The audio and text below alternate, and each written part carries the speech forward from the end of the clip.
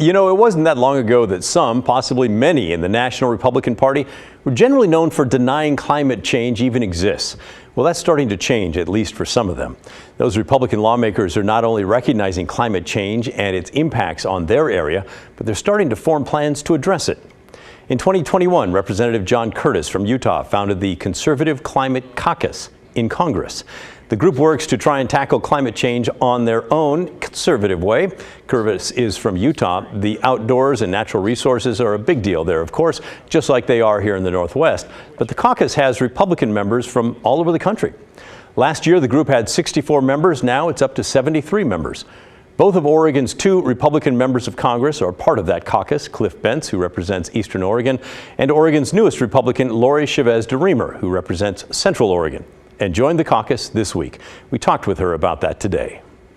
Well, I think the bigger thing that we heard on the campaign trail was how important our natural resources are in the state of Oregon. And we always want to keep a close eye on how important that is. We're a natural resource state with the timber industry.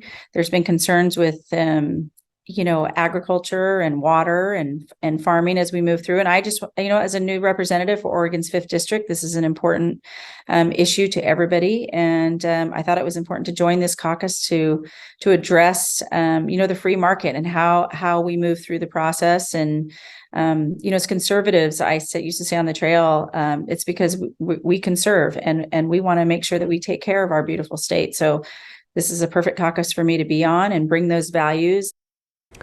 It makes a lot of sense for Republican leaders, especially in a place like Oregon, to embrace climate change and work to solve it.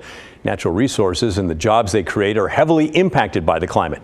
Think about wildfires and the timber industry, water shortages and farmers, or the way that warming oceans affect fishing jobs. Many of those jobs are located in areas led by Republicans.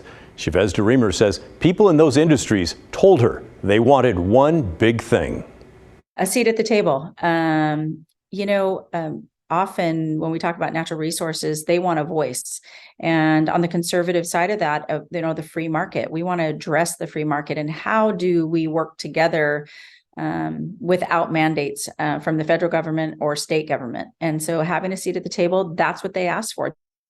Chavez-Deremer says the caucus is focused more on working with leaders in the natural resource industry and the private sector on what they need, not on making sweeping mandates that affect everyone. Working with the private sector is how we approach it. They're on the ground every single day. They live it in their communities. It's their, maybe generational family farming or ranching or grazing. They're the best stewards of the land, and they come to us and let us know what works, what doesn't work, and how do we preserve these natural resources. I mean, it doesn't matter if you're Democrat or Republican. Caring about the environment is important. Now, one of the main goals of the caucus is to find ways to support new innovations in energy production. Representative Curtis told NPR last fall that his group is not interested in demonizing fossil fuels and that there's a place for fossil fuels in reducing greenhouse gas emissions. He says he'd like to focus more on innovations that allow those fuels to run more cleanly rather than get rid of them altogether. But he says they're also supportive of renewable energy in addition to fossil fuels, not instead of it.